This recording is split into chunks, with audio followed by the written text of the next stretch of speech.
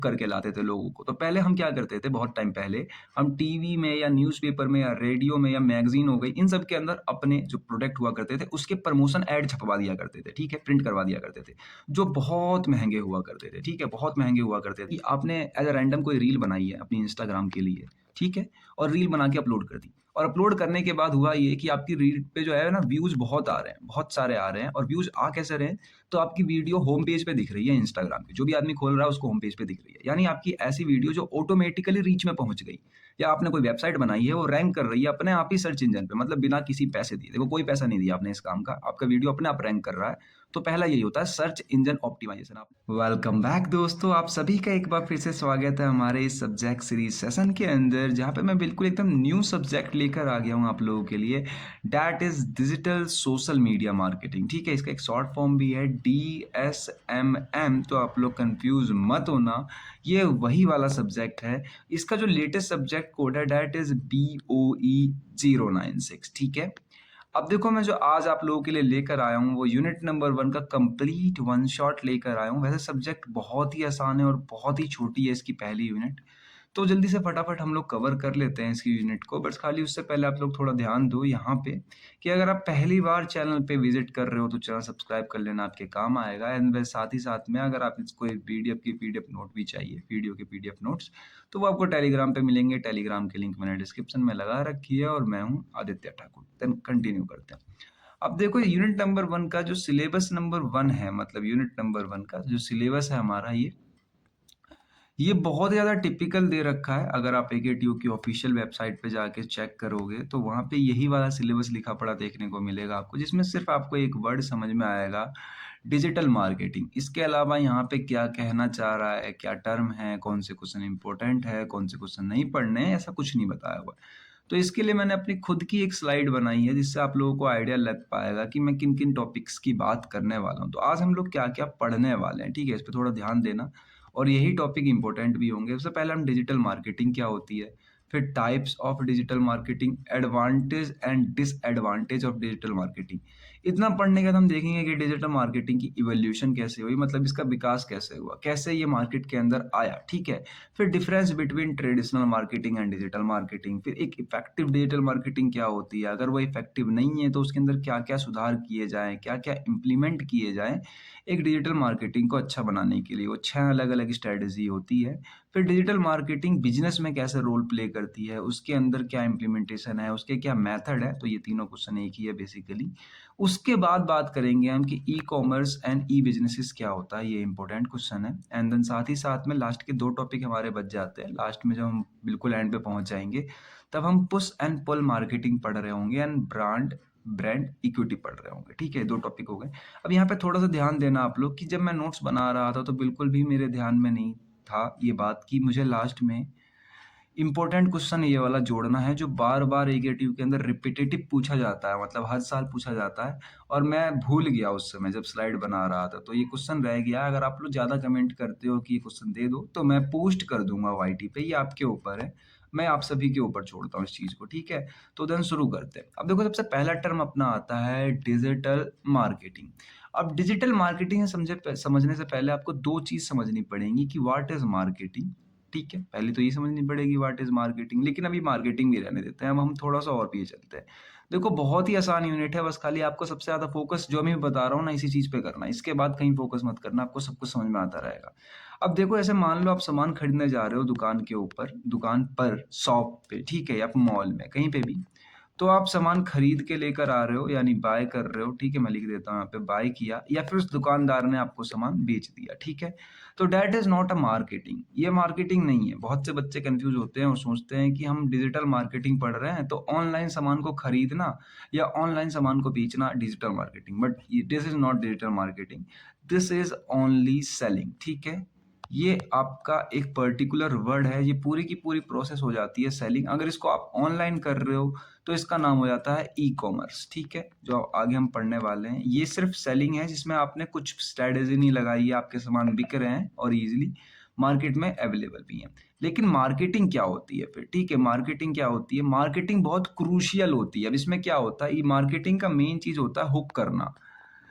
Hook, ठीक है? Hook मतलब अपने पास अट्रैक्ट करना, किसी भी सामान का आपने प्रमोशन किया, उससे जितने लोग हुक हो रहे हैं, तो that is marketing. It doesn't mean सामान बिक रहा है, नहीं बिक रहा है, सामान की वैल्यू आ रही है, नहीं आ रही है, बट सामान आप कितने लोगों को हुक कर रहे हो, दैट इज ओनली मार्केटिंग।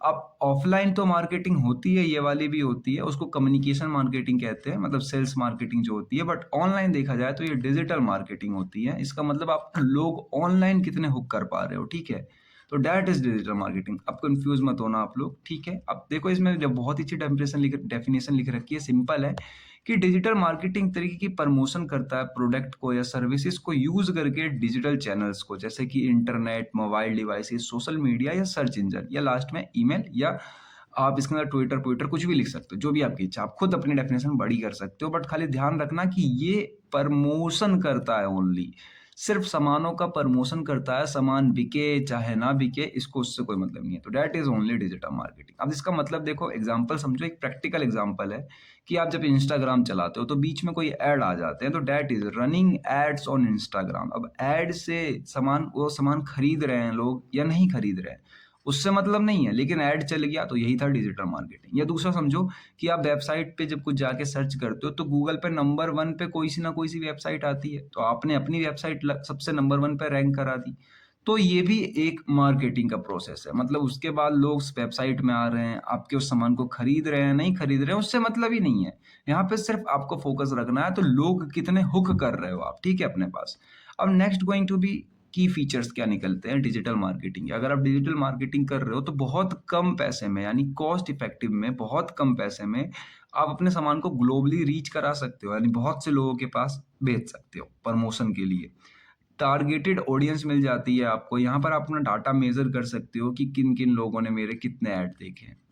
फिर देन लास्ट, आप यहाँ पे रियल टाइम इंस्ट्रक्शन कर सकते हो, यानी किसी आदमी को आपका सामान पसंद नहीं आया, कोई डाउट है आपके सामान में, तो आपसे पूछ सकता है, आप उसको रिप्लाई कर सकते हो। लेकिन पहले ऐसे नहीं होता था। पहले क्या होता था, पहले हम बात करते हैं ट्रेडिशनल मार्केटिंग की। कभी कभार एक के अंदर 2 मार्क्स के अंदर क्वेश्चन पूछ लिया जाता है, थोड़ा इंपॉर्टेंट है, अच्छे से पढ़ना। अब देखो, ट्रेडिशनल मार्केटिंग यानी कि उस समय का दौर जब इंटरनेट बिल्कुल नहीं था, ठीक है, इंटरनेट की कोई बात कहीं नहीं थी, तब हम किस तरीके से अपने सामान को हुक करके लाते थे लोगों को। तो पहले हम क्या करते थे, बहुत टाइम पहले हम टीवी में या न्यूज़पेपर में या रेडियो में या मैगजीन हो गई, इन सब के अंदर अपने जो प्रोडक्ट हुआ करते थे उसके प्रमोशन ऐड छपवा दिया करते थे, ठीक है, प्रिंट करवा दिया करते थे, जो बहुत महंगे हुआ करते थे, ठीक है, बहुत महंगे हुआ करते थे। और उसका मतलब यहाँ पर ये नहीं है कि वो महंगे थे, लेकिन अब जो हम कर रहे हैं, अब इंटरनेट पे या किसी यूट्यूबर को जाके कहना कि मेरा ये ब्रांड है, इसका प्रचार कर दो, इसके ऐड चला दो, तो अब बहुत सस्ता हो गया है, ठीक है, वो मतलब बिल्कुल कम पैसों में काम हो जाता है, क्योंकि न्यूज़पेपर में ऐड छपवाने में बहुत ज़्यादा पैसा लगता है। फिर बात करा जाए टारगेटिंग बोर्ड की, पहले हम क्या करते थे, सारे लोगों को टारगेट करके रखते थे, ठीक है, मतलब न्यूज़पेपर में ऐड छप गई आपकी, जितने लोग न्यूज़पेपर पढ़ रहे हैं सारे लोग आपके ऐड को देख रहे हैं। लेकिन अब एक हाईली स्पेसिफिक ऐड हो गई है, जैसे मान लो एक बंदा, मतलब कोई भी एक एज अ नॉर्मल आदमी, as a normal human, YouTube पे जाके 5 दिन से लगातार कोई गाना सुन रहा है, ठीक है, तो उसको जो छठा गाना रिकमेंड होगा तो वो 5 उस गाने के बेस पे ही रिकमेंड होगा। कहने का मतलब, यूट्यूब देख रहा है कि उस आदमी ने क्या क्या चीजें सुनी हैं, मतलब ट्रैक कर रहा है, एल्गोरिथम बैठा रहा है, फिर छठा गाना उसको वही दे रहा है जिस नीच का वो सुन रहा है। तो मेरे कहने का मतलब यही है कि हम अब यहाँ पे हाईली स्पेसिफिक हो गया, टारगेट हम करके देते हैं ऐड को। इस आदमी की शूज की दुकान है तो वो सिर्फ उन्हीं लोगों को टारगेट कर रहा है जो लोग शूज खोज रहे हैं अभी, ठीक है, जिनको जूते चाहिए, सिर्फ उन्हीं को ऐड दिख रही है। तो इससे आप लोगों को आइडिया लग सकता है कि मैं क्या कहना चाह रहा हूँ। अब देखो, इंटरेक्शन पहले वन वे हो पाता था, बस खाली कि लोग आप अपना इश्तिहार, मतलब अपने न्यूज़पेपर में हमने ऐड छाप दिया, अब जितने लोग पढ़ रहे हैं ठीक है, नहीं पढ़ रहे तो भी ठीक है, वो आपसे बता तो नहीं पा रहे हैं कि आपका सामान उनको चाहिए नहीं चाहिए, बात नहीं हो पा रही है आपसे। लेकिन अब टू वे कम्युनिकेशन होती है, मतलब कि आप इंस्टाग्राम पे ऐड चला रहे हो तो ऐड के नीचे कमेंट भी आ रहा है कि क्या इसके अंदर ये भी है, तो आप कह रहे हो हाँ है, नहीं है, तो बात हो रही है। और मेजरमेंट यानी कि आपको चेक करना पड़े कि आपकी ऐड कितने लोगों ने देखी, आपके लाइक्स कितने आए, कमेंट्स कितने आए, टारगेट कितने रहे, तो वो पहले बहुत डिफिकल्ट होता था, लेकिन अब आप इजीली जाके चेक कर सकते हो, ठीक है, by the help of tools using. अब देखो, next topic is going to be component types of digital marketing. अब ये ध्यान रखना, ये बहुत ज्यादा इंपॉर्टेंट क्वेश्चन है कि हम डिजिटल मार्केटिंग के टाइप्स पढ़ने जा रहे हैं, और कुछ किताबों में इसको कंपोनेंट्स भी कहा जाता है, और पेपर में दोनों नाम से पूछ लिया जाता है, तो आप थोड़ा सा ध्यान देना, ठीक है। अब देखो component types of digital marketing में सबसे पहला आता है सर्च इंजन ऑप्टिमाइजेशन, यानी एसईओ। अब एसईओ क्या होता है? मान लो जैसे कि आपने एज अ रैंडम कोई रील बनाई है अपनी इंस्टाग्राम के लिए, ठीक है, और रील बना के अपलोड कर दी, और अपलोड करने के बाद हुआ ये कि आपकी रील पे जो है ना व्यूज बहुत आ रहे हैं, बहुत सारे आ रहे हैं, और व्यूज आ कैसे रहे हैं? तो आपकी वीडियो होम पेज पे दिख रही है इंस्टाग्राम की, जो भी आदमी खोल रहा है उसको होम पेज पे दिख रही है, यानी आपकी ऐसी वीडियो जो ऑटोमेटिकली रीच में पहुंच गई, या आपने कोई वेबसाइट बनाई है वो रैंक कर रही है अपने आप ही सर्च इंजन पे, मतलब बिना किसी पैसे दिए। देखो कोई पैसा नहीं दिया आपने इस काम का, आपका वीडियो अपने आप रैंक कर रहा है। तो पहला यही होता है सर्च इंजन ऑप्टिमाइजेशन। आपने अच्छे टैग्स लगाए हैं, आपने अच्छे टैग्स लगाए हैं, कंटेंट बनाया है, तो ये सब आपका डिपेंड करता है आपके रैंकिंग के ऊपर, ठीक है। बेसिकली सब लोग यही चाहते हैं कि हमारा वीडियो रैंक करे, पैसे ना देना पड़े, ठीक है, और हमारा ऐड चलता रहा करे। दूसरा होता है या तो आप लिंक्स के थ्रू ऐड चलाते हो, उसके कुछ टाइप है। पहला ऑन पेज, मतलब खुद आपने अच्छे अच्छे टैग लगाए हैं, वो खुद रैंक कर रहा है। दूसरा है बैक लिंक्स, यानी आपने लिंक्स के थ्रू इसको रैंक करवाया, 10 लोगों को लिंक भेज दी, 10 लोगों ने खोली उसको, फिर 50 लोगों ने खोली, ऐसा करके आपका चल रहा है। और तीसरा होता है टेक्निकल एसईओ। स्पीड पे डिपेंड करता है कि एक टाइम में कितने लोग खोल रहे हैं, मोबाइल फ्रेंडली है मतलब मोबाइल से ही खोल रहे हैं या फिर लैपटॉप से खोल रहे हैं, तो ये सब टाइप्स हो गए इसके। अब एग्जांपल अगर आप समझना चाहो तो ऐसा समझो कि आपने एक वेबसाइट बनाई, अब लेकिन वो फर्स्ट पेज पे दिख रही है गूगल पे सर्च करने के बाद, ठीक है। दूसरा आता है search engine marketing. Search engine marketing का मतलब ये है कि इसके शॉर्ट फॉर्म ध्यान रखना, ठीक है। पेपर में कभी कभार ऐसा होता है कि शॉर्ट फॉर्म पूछ लिए जाते हैं, शॉर्ट फॉर्म इंपॉर्टेंट है। एसईएम से आप क्या समझते हैं? तो सर्च इंजन मार्केटिंग का मतलब ये है कि अब जो काम पहले आपका फ्री में हो जा रहा था, अब उस काम के आप पैसे दे रहे हो, ठीक है। सर्च इंजन में लाने के लिए अपने रिजल्ट पेज को आप पैसे दे रहे हो, ठीक है। तो आप जब पैसे दे रहे हो तो इस काम को करवाने का हो जाता है सर्च इंजन मार्केटिंग, यानी सर्च में इंजन को सर्च में लाने के लिए आप पैसे दे रहे हो, तो डेट इज मार्केटिंग। जैसे गूगल एड्स होता है कि आप उसको पैसे देते हो कि पर पे क्लिक्स ऐड हम इतना पैसा पे करेंगे। आपने गूगल ऐड चलाया है तो आपको क्लिक्स के हिसाब से पैसा मिल रहा है, ठीक है। अब यहाँ पे एक डायग्राम छोटा सा है कि एसईएम बराबर होता है एसईओ। एसईओ मतलब खुद सर्च में जा रहा है, और एसईए मतलब सर्च इंजन एडवर्टाइजिंग, यानी आपने एडवर्टाइजिंग के पैसे दिए हैं, तो पैसा दिया और खुद भी सर्च में गया, तो इन दोनों को मिला के कहते हैं हम एसईएम। आई होप कि इतना समझ में आ गया हो। अब आगे चलते हैं। Next is going to be social media SSM, ठीक है। यही यूनिट नंबर 2 भी है, कंफ्यूज मत होना आप लोग। यूनिट नंबर जो 2 है ना, मैं लिख देता हूँ यहाँ पे, यूनिट नंबर पूरी की पूरी जो 2 है वो यही है। तो इसको हम डिटेल से यूनिट नंबर 2 के अंदर पढ़ेंगे, बट यहाँ आप ऐसा समझो कि सोशल मीडिया मार्केटिंग, यानी अब आप क्या कर रहे हो, आप अपने प्रोडक्ट को प्रमोट करवा रहे हो किसी एक ब्रांड को बना के, मतलब ब्रांड को बना के, या अपने सेल्स को इंक्रीज करने के लिए ड्राइव वेबसाइट ट्रैफिक। कहाँ कहाँ से लोगों को ला रहे हो? क्योंकि यहाँ पे मैंने आपको बताया था digital marketing is nothing but only hooking, लोगों को हुक करना। तो अब आप फेसबुक से हुक कर रहे हो, इंस्टाग्राम से कर रहे हो, लिंक्डइन से कर रहे हो, ट्विटर से कर रहे हो, ठीक है। देखो running Instagram ads on clothing brand, मतलब कपड़ों के ब्रांड की आपने कोई एड चला दी इंस्टाग्राम के ऊपर, तो डेट्स इट। इसके पैसे लगते हैं, फ्री में नहीं चलता।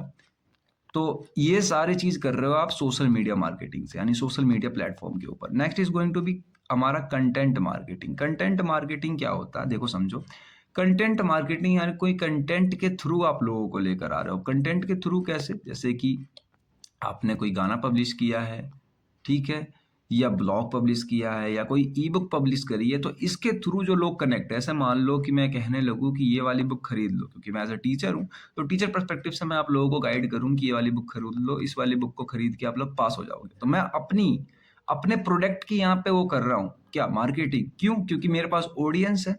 ऑडियंस बोले मतलब आप लोग, ऑडियंस मतलब मैं ऑडियंस को हुक कर रहा हूँ। कोई खरीदे चाहे ना खरीदे वो मतलब नहीं है, लेकिन मेरे पास ऑडियंस है, मैं आप लोगों को कहूंगा कि ये वाली बुक खरीद लो, तो डेट इज कंटेंट मार्केटिंग, ठीक है, कंटेंट की मार्केटिंग।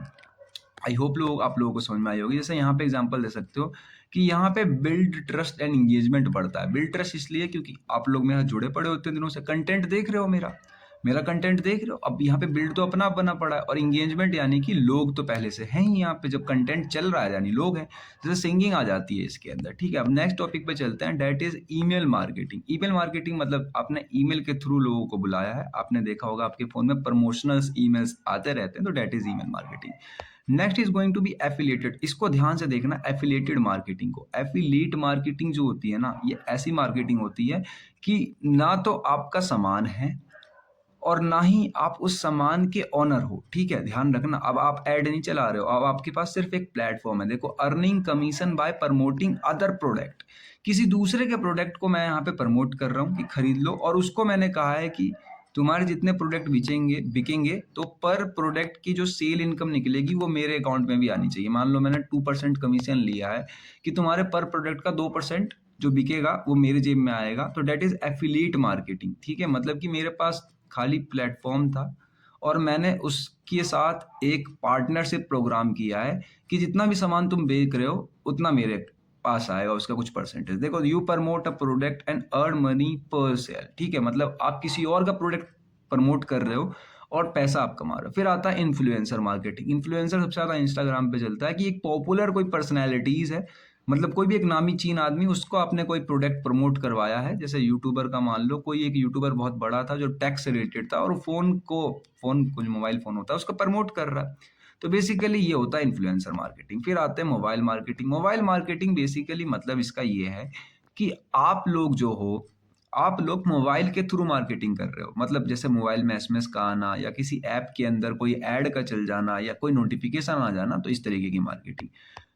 तो आई होप कि जितनी मार्केटिंग एंड उसके कंपोनेंट्स थे वो आपको समझ में आ गए होंगे। अब कुछ डिजिटल चैनल्स हैं, ये आप थोड़ा ध्यान रखना कि पेपर में अगर आप लिख दोगे तो बहुत अच्छा रहेगा। मैं यहाँ पे एक टिप भी दे देता हूँ आपको इसी के साथ में, पेपर के रिगार्डिंग ये टिप है कि ये वाला जो सब्जेक्ट है ना, डीएसएमएम में आपके नंबर ज़्यादा आ ही नहीं सकते। अब क्यों नहीं आ सकते? क्योंकि आप कितनी भी अच्छी थ्योरी लिख लो, सारे बच्चे थ्योरी ही लिखने वाले हैं।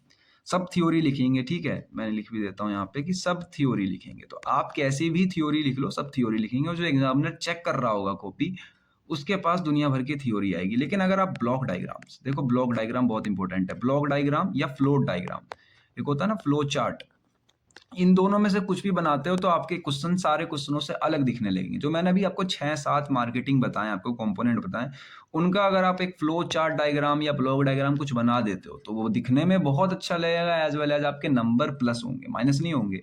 लेकिन आप सिर्फ अगर थ्योरी लिख कर आ जाते हो तो नंबर नहीं आएंगे। तो आप कोशिश करना कि जितने भी ब्लॉक डायग्राम है या फ्लो चार्ट है, ये आप एक्स्ट्रा से एक्स्ट्रा बनाओ, खुद प्रैक्टिस करो कि किन किन का बन सकता है, किसका नहीं बन सकता है, और फायदा होगा इससे आपको, ठीक है? अब जैसे कि यहाँ पे देखो, मैंने ये टर्म लिख रखा है आपके लिए, लिखा है कि डिजिटल मार्केटिंग चैनल्स कौन कौन से हैं। मतलब हमने ऊपर भी बहुत सारी जगह बताया, लेकिन आपके लिए दोबारा लिख दिया ताकि आप लोगों को याद ना इस बात पे से रहे कि पेपर में भी कुछ ऐसा ही करना है। देखो, digital marketing channel search engine था, सोशल मीडिया प्लेटफॉर्म है, ईमेल है, मोबाइल ऐप है, ऑनलाइन एड्स है। तो बेसिकली सोशल मीडिया जितने प्लेटफॉर्म थे सारे आ गए इसके अंदर।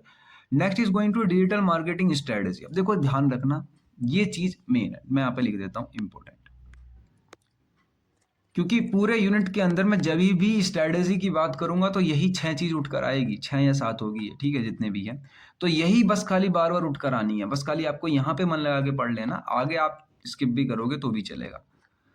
देखो, स्टेप्स क्या है? सबसे पहला, आपको कोई भी मार्केटिंग शुरू करने से पहले अपने गोल को डिफाइन करना है। आपको देखना है कि इस पूरे पर्टिकुलर काम में कितने सेल हैं, कितने ट्रैफिक्स हैं, कितने लोग इस ब्रांड को जानते हैं, ब्रांड को जानते हैं। सबको शूज बेचना है, आपको एडिडास का बेचना है, तो आपको देखना पड़ेगा बेचने से पहले, ऐड चलाने से पहले। दूसरा है, अपने ऑडियंस को टारगेट करना है कि भाई अगर कोई सामान ऐसा है, जैसे मान लो एक जिलेट गार्ड आता है, ये रेजर है, ठीक है? मतलब दाढ़ी बनाने में यूज आता है, सेव करने में यूज आता है। तो आपको टारगेट ऑडियंस जेंडर होंगे, जेंडर में भी सिर्फ मेल होंगे।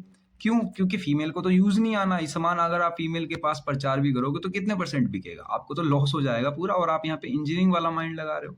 तो आपको आइडेंटिफाई करना पड़ेगा कि टारगेट ऑडियंस क्या है, उनके जेंडर से, उनके एज से, ठीक है, उनके पर्सपेक्टिव से, उनके प्रोफेशन से। जैसे कि कोई इंजीनियर है, मैकेनिकल इंजीनियर, तो आप उसको मैकेनिकल इंस्ट्रूमेंट्स बेचोगे तो ज़्यादा जल्दी खरीदेगा, एज रेदर देन कि आप उसको सिविल इंजीनियर के सामान बेच रहे हो, ईंट पत्थर, तो वो क्यों खरीदेगा? नहीं खरीदेगा। तो आपको आइडेंटिफाई करना पड़ेगा कि टारगेट ऑडियंस क्या है।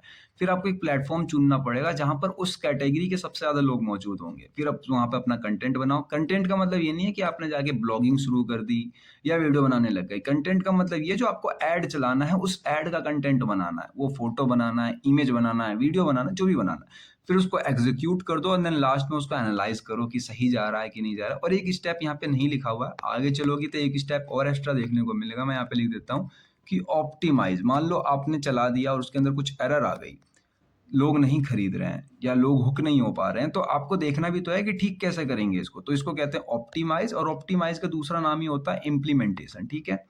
तो इम्प्लीमेंटेशन जो होता है यही होता है, तो ये हम आगे पढ़ेंगे डिजिटल मार्केटिंग को इम्प्लीमेंट कैसे करा जाए। अब देखो इंपॉर्टेंट मैट्रिसेस केपीआईज। अब देखो आपने प्रोडक्ट बना लिया, सब कुछ कर लिया, लेकिन आप चेक कैसे करोगे कि सब कुछ सही चल रहा है आपका? तो उसको हम करते हैं की परफॉर्मेंस इंडेक्टर से, ठीक है। मतलब ये बताता है आपको कि क्या सही चल रहा है। जैसे सीटीआर, क्लिक थ्रू रेट, यानी कितने लोग आपके उस थंबनेल पे, उस बैनर पे टैप कर रहे हैं। वैसे यूट्यूब के केस में बताऊं मैं, तो जैसे मैं चेक करता हूँ कि लाइक कितने आ रहे हैं वीडियो पे, सब्सक्राइबर बढ़ रहे हैं कि नहीं, या फिर मेरे वीडियो के शेयर कितने हो रहे हैं, कमेंट्स क्या क्या है। तो बेसिकली ये सब मेरे पैरामीटर्स है चेक करने के कि कोई वीडियो अच्छा चल रहा है कि नहीं। तो वैसे ही जब कोई आप ब्रांड मार्केटिंग करते हो, तो वहां पर आप इन सब टर्मों को चेक कर रहे होते हो कि ये सब चेक करके कि मेरा ये जो प्रोडक्शन प्लांट जो आप चला रहे हो ऑनलाइन बहुत बड़ा सा, जिसके अंदर आप सब कुछ बेच रहे हो, वो सही चल रहा है कि नहीं। देखो आरओआई, आरओआई मतलब रिटर्न ऑन इन्वेस्टमेंट। मान लो आपने 500 करोड़ रुपए लगा दिए एक बहुत बड़ी ब्रांड कंपनी बनाने में ऑनलाइन, जो दुनिया भर के कोने कोने में सी थी। लेकिन अब वो 500 करोड़ लगाने के बाद आपको रिटर्न कितना मिल रहा है, सामान कितने खरीदने के बाद आपको पैसे कितने इन्वेस्टमेंट के वापस मिल रहे हैं, तो डेट इज आरओआई। छोटे लेवल पे भी चेक करी जाती है। 12,000 लगाया आपने, तो 12,000 पे कितने रिटर्न आ रहे हैं, एक्स्ट्रा आ रहा है कि माइनस में जा रहा है। अब देखो टूल्स कौन कौन से यूज करे जा रहे हैं डिजिटल मार्केटिंग के अंदर। वाईटी स्टूडियो सबसे ज्यादा मैं यूज करता हूँ, कैनवा है, मेली चिप है, उसके अलावा गूगल एडस्टिक्स है, गूगल एड्स है, सेमरस है और एसरफ है। तो आप जोन सा भी समझ जाओ, 5 याद कर लो, 5 आप लिख सकते हो easy. Next is going to be advantage and disadvantage of digital marketing. Advantage ये है कि आप जो है इजीली कम पैसों में पूरी दुनिया के अंदर अपने सामान को प्रमोट कर पा रहे हो, बेटर टारगेट कर पा रहे हो, क्योंकि आपको पता है किस ऑडियंस को टारगेट करना है, अपने परफॉर्मेंस को मेजर कर पा रहे हो, और साथ ही साथ में बात भी कर पा रहे हो अपने ऑडियंस के साथ में, रियल टाइम फीडबैक और हाई इंगेजमेंट है, क्योंकि आप प्लेटफॉर्म अच्छा चुन रहे हो। लेकिन डिसएडवांटेज क्या है कि कंपटीशन बहुत ज्यादा है। जब का सामान आप बेच रहे हो वो दूसरा आदमी भी बेच रहा है। जैसे एग्जाम्पल के तौर पे आप देना चाहो तो उबर भी गाड़ी के ड्राइव करवाता है, दूसरे बहुत सारे ऐसे अलग अलग प्लेटफॉर्म्स हैं, ऐसा रैपिडो भी है। तो बेसिकली काम दोनों एक ही कर रहे हैं, और कंपटीशन भी हाई है। ऐसे बहुत सारे ऐप मिल जाएंगे आपको, तो जो आप सामान करने जा रहे हो दूसरे आदमी भी कर रहे होंगे, तो हाई कंपटीशन है। यहाँ पर आपको एक पढ़ा लिखा आदमी और इस चीज से रिलेटेड आदमी चाहिए, मतलब कोई एक टेक्निकल स्किल होनी चाहिए आपके पास। प्राइवेसी इशू होती है इंटरनेट पे थोड़ी, और डिपेंडेंस ऑन इंटरनेट और रैपिड चेंज ट्रेंड्स। आपको ट्रेंड चेंज करना पड़ेगा, अगर मार्केट बदलती है तो आपको ही बदलना पड़ेगा। और next topic is going to be also important, that is evolution of digital marketing. अब हम बिल्कुल उस टाइम पे जाने वाले हैं जब इंटरनेट ही नहीं था, ठीक है। इवोल्यूशन का मतलब होता है विकास। डिजिटल मार्केटिंग की विकास कैसे हुई, और ये क्वेश्चन इंपॉर्टेंट है, पेपर में पूछा भी जाता है, ठीक है। अब डिजिटल मार्केटिंग की जो विकास हुई है उसके लिए हमें बहुत पीछे जाना पड़ेगा, लेकिन आप थोड़ा 2 वर्ड 3 वर्ड यहाँ पे लिखे पड़े होंगे, इनको समझ लो। इनको समझ लोगे तो बहुत आसानी होगी। देखो data driven, AI power marketing and then data driven personalisation, ठीक है। ये 3 वर्ड हैं यहाँ पे, इनको अगर आप समझ लेते हो तो बहुत ही आसानी हो जाएगी आगे के स्लाइड्स में। अब देखो एक एक करके समझते हैं। डाटा ड्राइवन का मतलब है कि मान लो आप यूट्यूब पे गए हो, या कहीं पे भी इंस्टाग्राम पे, मान लो आप इंस्टाग्राम पे गए, इंस्टाग्राम पे जाके आपने 5-6 चीज सर्च करी, जैसे कि बिल्डिंग्स के वीडियो, कि आर्किटेक्चर कैसे बन रहे हैं आपको देखना अच्छा लगता है, तो आपको जो 7th वीडियो, मतलब 6 वीडियो आपने बिल्डिंग की सर्च करी, तो 7th वीडियो भी बिल्डिंग से रिलेटेड आपको दी जाएगी। तो हमारा जो आजकल का मॉडर्न टेक्नोलॉजी चलाई जा रही है उसके अंदर ये होता है कि हम डाटा ड्राइवन काम करते हैं ज्यादातर। मतलब कि हम पहले देखते हैं कि यूजर किस बेस पे डाटा देख रहा है, उसके डाटा के हिसाब से उसको ऐड दिखाया जाता है। पर अब ये काम एआई करने लगा है, इसलिए इसको एआई पावर मार्केटिंग कहते हैं। पहले इसको ह्यूमन करते थे, बहुत पहले के टाइम में जब इंटरनेट आया आया था, बट अब ये काम एआई करता है। अब दूसरा आता है डाटा ड्राइवन पर्सनलाइजेशन, ठीक है। डाटा ड्राइवन समझ में आ गया, ये भी समझ में आ गया आपको। अब आती है बात डाटा ड्राइवन पर्सनलाइज का मतलब ये है कि आप एक पर्टिकुलर आदमी का भी पकड़ सकते हो। ऐसा नहीं है कि पूरे इंस्टाग्राम यूजर का ही आपको जाके डाटा देखना है और सब लोगों को पता चल जाएगा कि इंस्टाग्राम पे सबसे ज्यादा ये चल रहा है। आप एक पर्टिकुलर आदमी की भी हिस्ट्री जाके चेक कर लो, और वहां से आपको आइडिया लग जाएगा कि ये आदमी सबसे ज्यादा जो है किस चीज के नीडी है, इसको मतलब कौन सी चीज का ऐड दिखाना है, क्या कंटेंट दिखाना है। तो ये सब कुछ आपको पता चलता है डाटा ड्राइवर पर्सनलाइज से, मतलब जिससे आपको डाटा मिले किसी पर्सनल आदमी का, ठीक है। अब देखो चैनल पे पहली बार हो, सब्सक्राइब कर लो, बहुत ही आसान एक्सप्लेनेशन समझा रहा हूँ मैं। साथ ही साथ में अगर कोई डाउट हो तो कमेंट करके पूछ सकते हो, और कमेंट में मुझे बता देना वो वाला पोस्ट चाहिए आपको कि नहीं, वो क्वेश्चन वाला। लाइक टारगेट मैंने 10 रखा, 10 जैसे कंप्लीट कराओगे मैं नेक्स्ट यूनिट बना के अपलोड कर दूंगा, वीडियो शेयर कर देना अगर आपका कोई दोस्त भी दूसरा 8 सेमेस्टर में हो तो।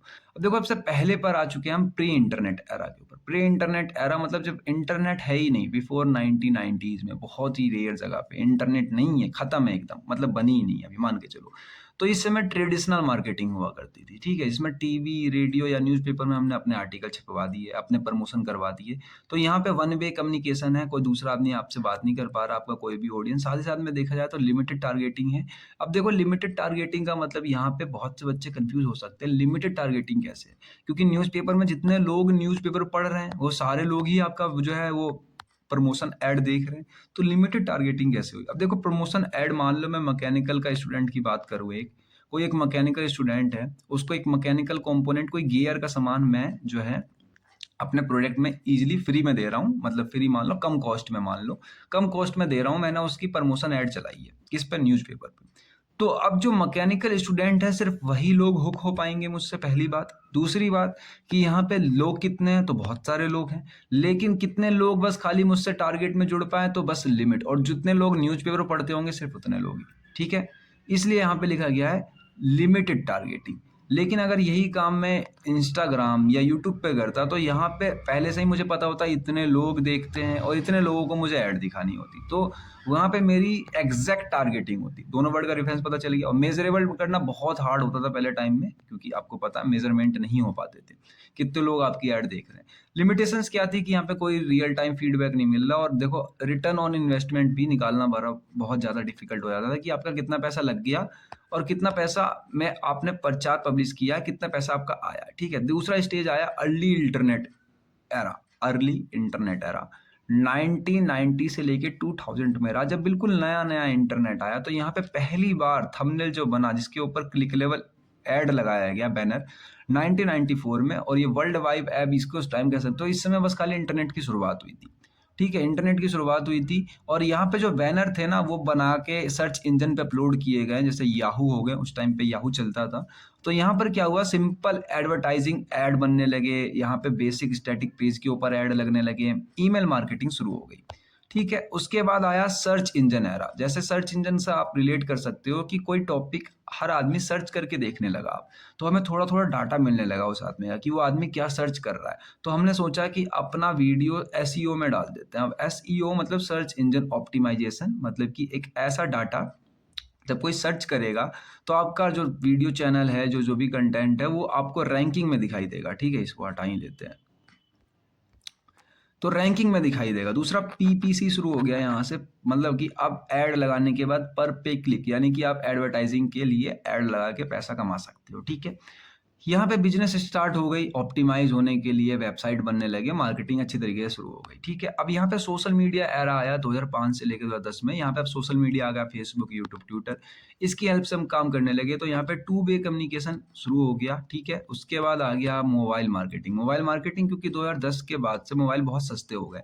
मोबाइल तो सस्ते हुए ही हुए, लेकिन साथ में इंटरनेट की भी जो वैल्यू थी, पैसे थे, वो भी सस्ते हो गए। तो अब जब ये सस्ते हो गए तो मोबाइल मार्केटिंग शुरू कर दी, एसएमएस के थ्रू या ऐप के थ्रू या लोकेशन के थ्रू। उसके बाद 6 नंबर पे आता है डाटा ड्राइवन ऑटोमेशन एरा। अब देखो डाटा ड्राइवन से आपको पहले ही पता, हम लोगों को ट्रेस करके उसकी हिस्ट्री के हिसाब से उसको डाटा दे रहे हैं। यहीं से इंट्रोड्यूस कराया गया बिग डाटा का, आर्टिफिशियल इंटेलिजेंस का। यहाँ पे देखो पर्सनलाइज एड्स देने लगे, किसी एक आदमी को पर्टिकुलर एड्स देने लगे हम लोग, ठीक है। उसके बाद फिर आया AI voice omni channel era, और ये सबसे इंपॉर्टेंट एरा है क्योंकि ये अभी भी चल रहा है। ओमनी चैनल का मतलब ये है कि मान लो फेसबुक, यूट्यूब, ट्विटर, इंस्टाग्राम, इन सारे जगह पे आप किसी एक पर्टिकुलर आदमी को ट्रेस कर रहे हो, मतलब ओमनी चैनल, एक से ज़्यादा चैनल है। और इन सबको ट्रेस करने के बाद आपको पता चला कि उसको सबसे ज़्यादा किस चीज़ की ज़रूरत है, तो उसको सिर्फ वही चीज़ दी गई, इसलिए इसको कहता है हाइपर पर्सनलाइजेशन, ठीक है। मतलब उस पर पक्का पक्की उसको यही सामान चाहिए था। यहाँ पे वॉइस सर्च आ गए, मशीन लर्निंग आ गई। मशीन लर्निंग मतलब अब एआई ज़्यादा लेवल पे काम करने लगा है, एआई सामानों को पहचानने लगा है, तो अब ये सारा काम एआई अल्ट्रा लेवल पे कर रहा है। यहाँ से आपको क्या हो गया, ऐसा आप मान लो मूवी देख रहे हो यूट्यूब पे, बहुत सारी आपको मूवी देखना पसंद है, आपको ऐसे रैंडम कोई सी मूवी देख रहे हो, तो ये ऐड आएंगे आपको, तो यूट्यूब कौन सा ऐड रिकमेंड करेगा आपको? अमेजोन का, नेटफ्लिक्स का, क्रंची रोल का, इन सब का सब्सक्रिप्शन खरीदने के लिए, क्योंकि आप सबसे ज़्यादा मूवी कंज्यूम कर रहे हो। तो आई होप कि आपको समझ में आ रहा होगा। और देखो नेक्स्ट चीज़ मैंने यहाँ पे एक ब्लॉक डायग्राम बना के दिखाया है ताकि मैंने आपको बता सकूँ। यहाँ पे तो फ्लोट चार्ट भी बना सकते हो आप। जितने भी अब तक आपने सारे एंड से लेके शुरुआत तक पढ़े हैं, इन सबका फ्लो चार्ट ज़रूर से बनाना एग्ज़ाम के अंदर, क्योंकि अगर आप ये नहीं बनाते हो, तो नंबर नहीं मिलेंगे, क्योंकि लिख तो सब लोग रहे हैं, ठीक है? अब next is going to be traditional marketing versus digital marketing. ये टॉपिक मैंने पहले भी पढ़ाया था। ज़्यादा डिटेल में नहीं जाऊँगा क्योंकि आपको समझ में आ गया है सब कुछ। ये वही चीज़ घुमा-फिरा के लिखी हुई है, सिलेबस में था तो मैंने एक बार और लिख दिया।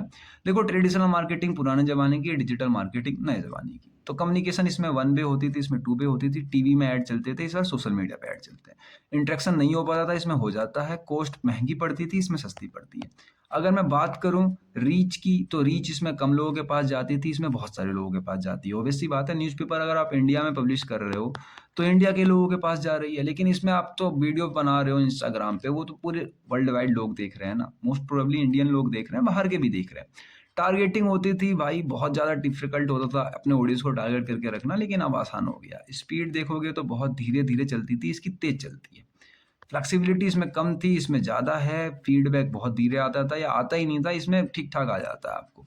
पर्सनलाइज़ेशन ऐड तो चला ही नहीं सकते थे आप, लेकिन इसमें आप चला सकते हो। तो आई होप कि आपको इतना समझ में आ गया होगा। अब next is going to be effective digital marketing. मान लो आपने एक डिजिटल मार्केटिंग का अपना पूरा एक प्रोग्राम खोल लिया, आप अकेले काम कर रहे हो। आपने एक चैनल बनाया जहाँ पर आप सोच रहे हो कि मैं ऑडियंस लाऊँगा, हुक करूँगा और सब कुछ करूँगा। लेकिन आपको पता कैसे चलेगा कि मेरी जो मार्केटिंग है, वो इफ़ेक्टिव है भी कि नहीं? मतलब इफ़ेक्टिव का मतलब क्या है? सही ऑडियंस के पास सही मैसेज, सही वक़्त पे और सही प्लेटफ़ॉर्म से मिल जाए। तो दैट्स इट, ये इफ़ेक्टिव डिजिटल मार्केटिंग होती है। बहुत ही आसान सिंपल लिख रखी है मैंने कि एक इफ़ेक्टिव डिजिटल मार्केटिंग के खाली 4 फैक्टर्स होते हैं। अब ये कैसे समझ में आएगा, आप ऐसे समझो।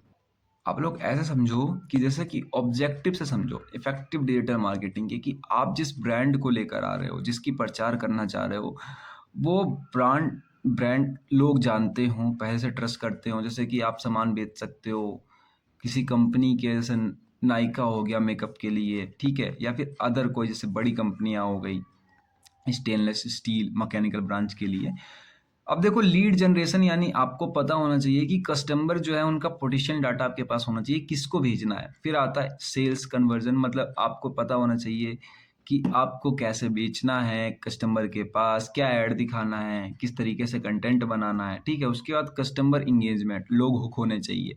फिर कस्टमर रिटेंशन। अब रिटेंशन का वर्ड का मतलब यहाँ पे ये होता है, थोड़ा समझो आप लोग रिटेंशन क्या होता है। रिटेंशन का मतलब ये होता है कि मान लो आप आज एक ब्रांड हो, मतलब बना लिया आपने, उसका एक सामान बेच रहे हो, यहाँ पर आपने एक सामान लॉन्च किया है या कोई नया सामान का ऐड बनाया आपने, तो वो ऐड को खरीदने के लिए आपके पास एग्जिटिंग कस्टमर्स होने चाहिए। मान लो आपके पास 2000 सब्सक्राइबर हैं और आपने कोई वीडियो बना के अपलोड करी है, तो उस वीडियो को देखने के लिए कुछ लोग पहले से होने चाहिए। ऐसा नहीं है कि आज आपने 2000 सब्सक्राइबर थे, वीडियो अपलोड करी, उन 2000 लोगों ने देखा और छोड़ के चले गए आपको। ऐसा नहीं है, वो 2000 में से 500, 600, 700 लोग आपको दोबारा देखने चाहिए, ठीक है? अब की कंपोनेंट्स ऑफ डिजिटल मार्केटिंग, ये मैंने थोड़ी देर पहले ही पढ़ाया था, इसका नाम टाइप्स मैंने और लिखा था, ये क्वेश्चन वहीं रिपीटेड है, सिलेबस में था तो मुझे दोबारा लिखना पड़ा। हालाँकि आगे नहीं लिखूँगा, आगे मैं चीज़ों को स्किप भी करूँगा थोड़ा, जब मैं बता दूँगा कहाँ-कहाँ स्किपिंग करी है। देखो एसईओ, एसएमएम, उसके बाद कंटेंट मार्केटिंग, ईमेल मार्केटिंग, ये सब कुछ अभी आपने थोड़ी देर पहले पढ़ा है। अब नेक्स्ट पे आ जाते हैं कोर स्ट्रैटेजी इफेक्टिव मार्केटिंग। देखो मैंने कहा था जहाँ भी स्ट्रैटेजी आएगी तो वो 6 टर्म ही आएँगे। सबसे पहला देखो गोल को डिफाइन करना, दूसरा आइडेंटिफाई करना टारगेट ऑडियंस को, तीसरा सही प्लेटफ़ॉर्म चुनना, चौथा है क्वालिटी कंटेंट बनाना, अपना कंटेंट बनाना, उसको एग्ज़ीक्यूट करना, उसका एनालाइज़ करना, लास्ट में ऑप्टिमाइज़ करना। वहाँ पे यही वाला टर्म नहीं लिखा हुआ था, तो मैंने कहा था एक जगह पढ़ लो क्योंकि वही बार-बार आने वाले हैं आपके। Core effective digital marketing. अब डिजिटल मार्केटिंग की स्ट्रैटेजी क्या होती है? स्ट्रैटेजी में बच्चे कंफ्यूज होते हैं और बहुत सारी किताबों में अलग-अलग स्ट्रैटेजी लिखी पड़ी है और वो कुछ भी पढ़ लेते हैं, फिर कंफ्यूज होते हैं कि इन्होंने तो कुछ और पढ़ाया था, मैंने कुछ और पढ़ लिया। अब ध्यान देना, स्ट्रैटेजी का मतलब यही होता है कि आप सारे कंपोनेंट के आगे स्ट्रैटेजी लगा दो। जैसे कि ईमेल मार्केटिंग स्ट्रैटेजी, ये एक स्ट्रैटेजी है डिजिटल मार्केटिंग को चलाने की। आप ईमेल के हेल्प से अपनी मार्केटिंग चलाओ, ईमेल भेजो, प्रमोशनल ईमेल भेजो या मोबाइल मार्केटिंग, ये सारी मार्केटिंग के आगे स्ट्रैटेजी और लगा लेना, तो ये सारी स्ट्रैटेजी बन जाती है, ठीक है? कंफ्यूज मत होना आप लोग। अब नेक्स्ट चलते हैं इसके एडवांटेज और डिसएडवांटेज के ऊपर। तो एडवांटेज बेसिकली यही है, इसके एडवांटेज और डिजिटल मार्केटिंग के एडवांटेज दोनों सेम है क्योंकि दोनों चीज़ भी तो एक ही है, ये इफ़ेक्टिव डिजिटल मार्केटिंग है, मतलब अच्छी डिजिटल मार्केटिंग और डिजिटल मार्केटिंग है। तो एडवांटेज यही है, कम पैसों में ग्लोबल रीच मिल जा रही है, आप सामान को मेज़र कर सकते हो, टारगेट ऑडियंस है और रियल टाइम इंटरेक्शन हो रहा है। डिसएडवांटेज है, हाईली कंपटीशन है आपके पास, डाटा प्राइवेसी इशू है, आपको ऐसे लोग चाहिए जो स्किल्ड वर्कर हों, ठीक है? और आपको यहाँ पे चेंज होना रहेगा ट्रेंड्स के हिसाब से। वीडियो पसंद आ रही हो, वीडियो को लाइक कर देना, क्योंकि वीडियो लाइक टारगेट मैंने 10 का रखा है, 10 लाइक होंगे तो ही मैं यूनिट नंबर 2 बना के दूँगा, अच्छे एक्सप्लेनेशन के साथ में। चैनल पे पहली बार हो, सब्सक्राइब कर लो। नेक्स्ट टॉपिक चलते हैं कि मान लो आपकी डिजिटल मार्केटिंग जो है ना वो खराब हो गई है, मतलब चल नहीं रही है, आपने जो खोला था उतना अच्छा नहीं चल पा रहा, तो आप उसके अंदर कुछ सुधार कर सकते हो, इम्प्लीमेंटेशन कर सकते हो, ठीक है? अब इम्प्लीमेंटेशन करने का मतलब क्या है? इम्प्लीमेंटेशन का करने का मतलब है सुधार कर रहे हो आप।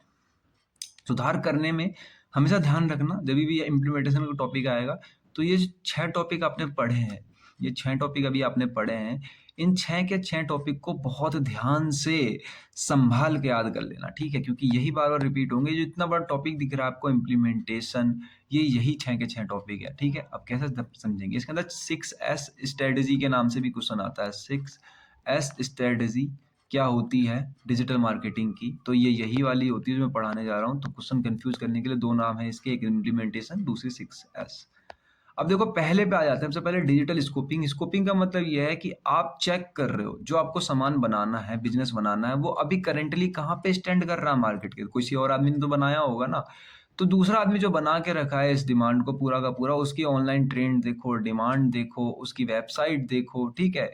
कंपटीटर देखो, लिखा पड़ा है, कंपटीटर एनालिसिस करनी है आपको, एसईओ देखना है, सोशल मीडिया पे देखना है कि जो भी सामान आप बनाने जा रहे हो, स्कोप करने जा रहे हो। डिजिटल स्कोपिंग का मतलब आप अच्छे तरीके से एनालाइज कर रहे हो उस सामान का जो आपको बनाना है, जिसकी आपका प्रचार करना है, जिसको आपको प्रमोट करना है, ठीक है? Second topic is going to be digital scoping का, ये थोड़ा सा टर्म और लिखा पड़ा है, सेकंड टॉपिक नहीं है। यहाँ पे टूल्स ये यूज करे गए, टूल्स जो मैंने आपको पहले बताए थे वही लिख देना सब जगह, बार बार नए नए याद करने की जरूरत नहीं है, मैंने नए नए ऐड किए हैं, हालांकि आप जब नोट से पढ़ोगे मेरे तो और अच्छे तरीके से समझ में आएगा। अब यहाँ पे मैं एक एक चीज बताने लगूंगा तो आप लोग बोर कर रहा है, इसलिए उतनी चीज़ें को नहीं बता सकता, मेरी भी खुद की बाउंड्रीज हैं। एग्जाम्पल्स क्या क्या है यहाँ पे, जैसे कि आपने कोई ई कॉमर्स कंपनी आइडेंटिफाई कर रही है इंस्टाग्राम और गूगल को अपने बेस्ट चैनल रीच को यंग कस्टमर को पहुंचाने के लिए, मतलब कि उसने ऐड चलाए हैं 2 जगह पे, इंस्टाग्राम पे भी, गूगल पे भी। यंग कस्टमर उसको चाहिए और उसके लिए वो जो है बेस्ट खोज रही है इन दोनों जगह के, ठीक है? तो बेसिकली सेकंड पे आ जाते हैं। सेकंड के 2 नाम है, एक है डिजिटल सिचुएशन एनालिसिस, दूसरा है डिजिटल सेटअप, दोनों याद रखना, दोनों नाम से क्वेश्चन भी आया। अब इसका मतलब ये है कि जो आपने पहले नंबर पे स्कोपिंग करी है उसका एनालाइज करना कि उसकी स्ट्रेंथ क्या है, जो टॉपिक आपने चुना है, जिसकी आप जिस ब्रांड की पूरी आप प्रमोशन करना चाह रहे हो, उसकी स्ट्रेंथ क्या है, वीकनेस क्या है, करंट ऑनलाइन परफॉर्मेंस क्या है, उसके अंदर कितने एसईओ आते हैं, सर्च करने पे कितने नंबर पर आता है, ठीक है? कीवर्ड्स क्या क्या डालने हैं, रैंकिंग कीवर्ड्स क्या क्या है, जैसे वेबसाइट ट्रैफिक हो गई, बाउंड्री रेट हो गई, एंगेजमेंट रेट हो गई, तो ये सब कुछ आपको चेक करना है, ठीक है? टूल्स ये यूज करे जा रहे हैं। और एग्जांपल ये है कि आप एक हाई ट्रैफिक से लेके लो कन्वर्जन इंडिकेट्स, मतलब कोई एक बिजनेस वेबसाइट है जिसके पास बहुत सारी ट्रैफिक है लेकिन उसके पास सामान बिक नहीं रहा है, प्रमोट नहीं हो पा रहा है, क्यों? क्योंकि उसके पास यूएस के इशू है, तो आपको ऐसा चेक करना पड़ेगा उस टर्म को। फिर थर्ड नंबर पे आता है डिजिटल स्ट्रेटजी। स्ट्रेटजी का मतलब ये है जो आप बनाने जा रहे हो, आपने सबसे पहले नंबर पे स्कोप कर लिया ये बनाना है, दूसरे नंबर पे चेक कर लिया कि इसकी मार्केट में ये पोजीशन है, तीसरे नंबर पे आप ये चेक कर रहे हो कि हमें किस तरीके से बनाना है, अपना एक रोड मैप बनाना है, अपना एक बजट प्लानिंग बनाना है, अपने हिसाब से देख के कि बजट ये है, ये चीज़ हम यूज़ कर सकते हैं, ये चीज़ हम यूज़ नहीं कर सकते हैं, ठीक है? अपनी पूरी की पूरी एक प्लानिंग बनानी है। इसके अंदर टूल्स ये यूज़ होते हैं। आगे चलते हैं, डिजिटल सेटअप मतलब आपने प्लानिंग कर ली, अब उसका पूरा सेटअप बनाना है, डिजिटल फाउंडेशन बनाना है, ठीक है? मतलब पूरा का पूरा जो स्ट्रांग हो, स्ट्रांग इसलिए क्योंकि जितना अच्छा आपका सेटअप होगा उतनी अच्छी क्या होगी, रिजल्ट आएगी। और सेटअप से मतलब यहाँ पे आप ऐसा समझो, जैसे मान लो आपको पेपर देने जाना है, पेपर कॉलेज में है आपका, तो कॉलेज में जाने से पहले, पेपर देने से पहले आप तैयारी करोगे, प्रिपरेशन आपने PYQs लगाए होंगे, 2-3 तो देखे ही होंगे मिनिमम। और PYQs के अलावा मैं कहूँ तो आपने कहीं से पढ़ाई करी होगी, लेक्चर लिया होगा, खुद के नोट्स बनाए होंगे, क्योंकि ये सब तो करोगे ही। तो ये आपका सेटअप है, जितना अच्छा आपका सेटअप होगा उतनी अच्छा आपका रिजल्ट आएगा पेपर के अंदर में, ठीक है? तो आई होप क्या समझ में आया होगा। इसके भी कुछ टूल्स लिख रखे हैं मैंने, अगर आप चाहो तो टूल्स पेपर के अंदर लिख सकते हो। सर टूल्स रिपीटेटिव नहीं है, हर के अलग-अलग है, लेकिन जो पहले मैं पहली स्लाइड दी थी उसके अंदर सारे टूल्स लिखे हुए थे, ठीक है? अब नेक्स्ट आ जाते हैं डिजिटल एजुकेशन के ऊपर, मतलब डिजिटल एग्जीक्यूशन।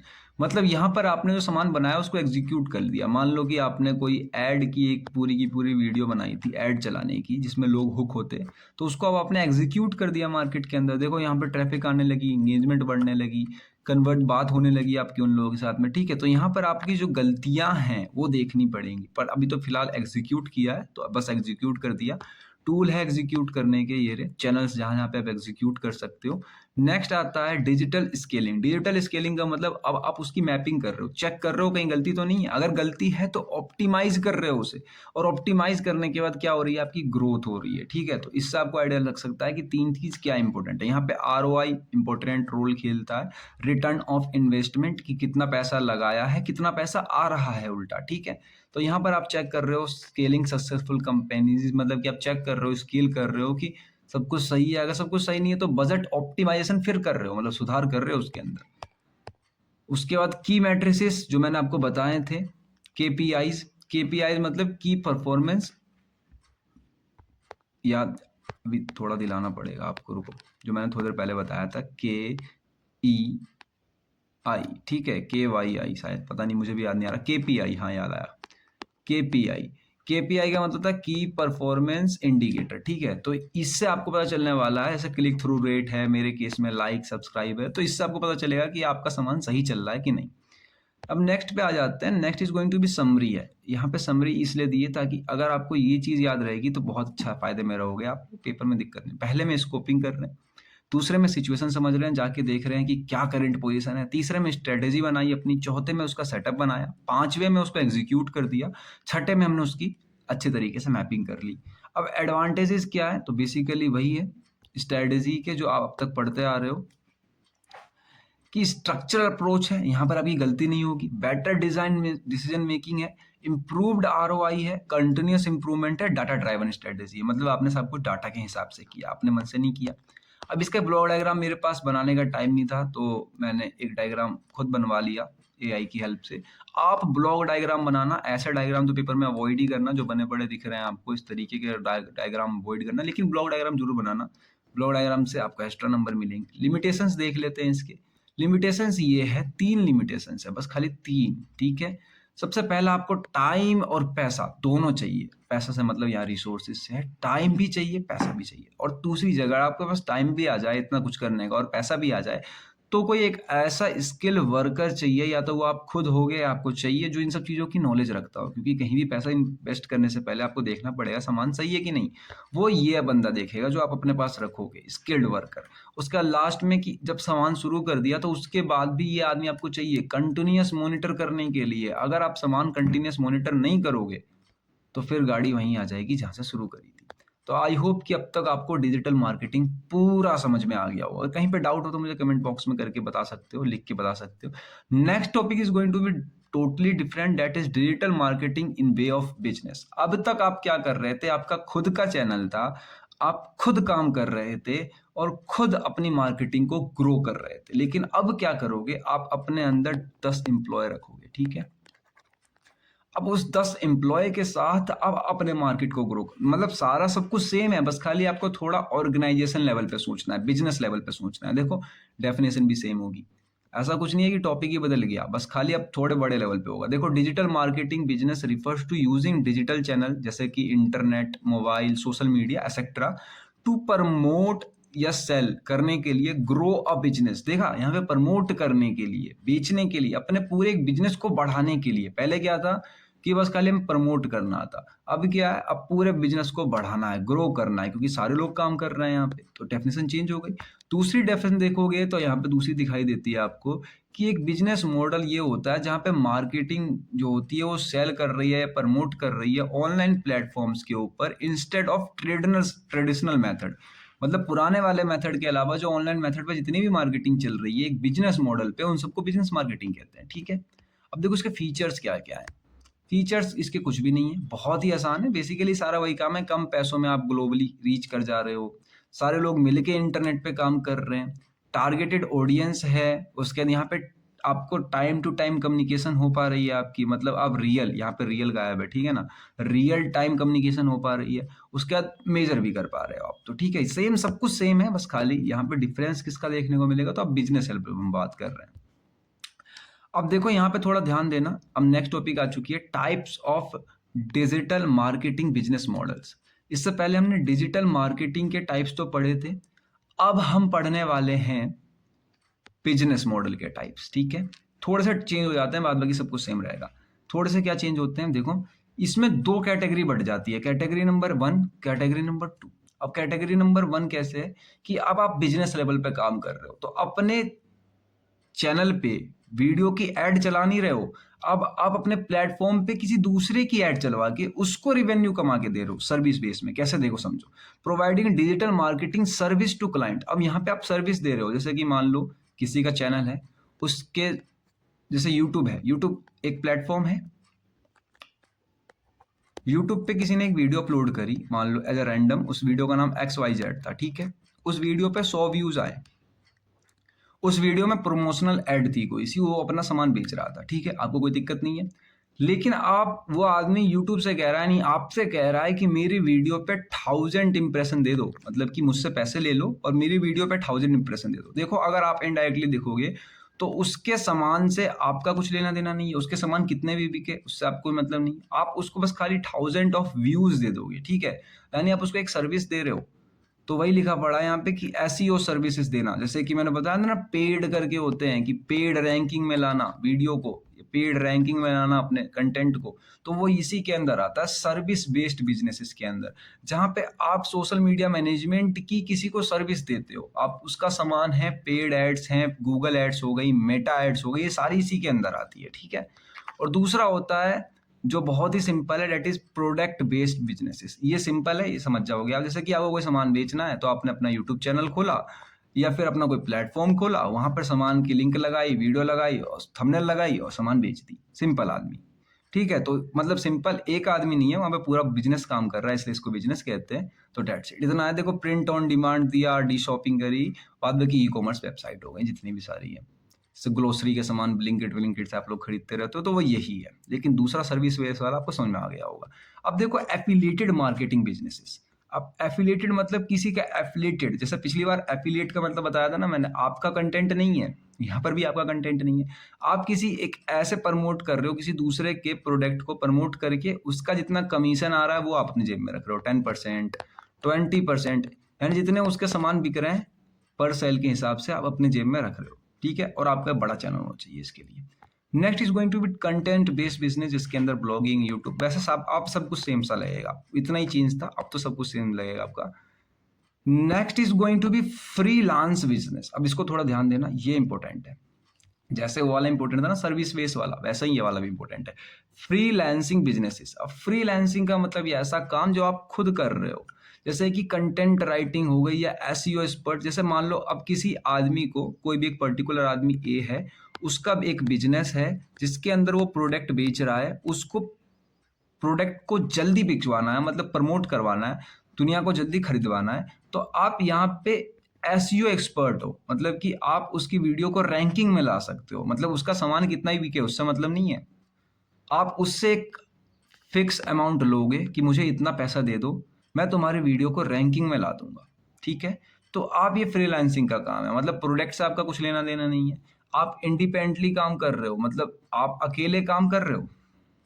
दूसरे केस में देखोगे तो कंटेंट राइटिंग, कंटेंट राइटिंग का मतलब ये, मान लो कोई एक आदमी ए है, उसकी जो वीडियो बनी है प्रमोशनल प्रोडक्ट की वो बनी है पी, उस प्रमोशनल प्रोडक्ट को देखने के बाद कोई आदमी उसका प्रोडक्ट खरीद नहीं रहा है, तो आप उसको कंटेंट राइटिंग लिख के दोगे कि देखो भाई इस तरीके से वीडियो बनानी है, ऐसे ऐसे बनानी है, वो वीडियो का बनाने का स्टाइल आप उसे दोगे, उसकी फिक्स अमाउंट ऑफ अर्निंग आप उससे लोगे, भले प्रोडक्ट उसके बाद बिके ना बिके उससे आपको मतलब नहीं है, हालांकि आप एक इस काम में बहुत स्किल्ड वर्कर हो तो प्रोडक्ट बिकेगा ही बिकेगा, तो इस काम के पैसे देगा वो आपको, ठीक है। तो ये फ्रीलांसिंग बिजनेस हो गया।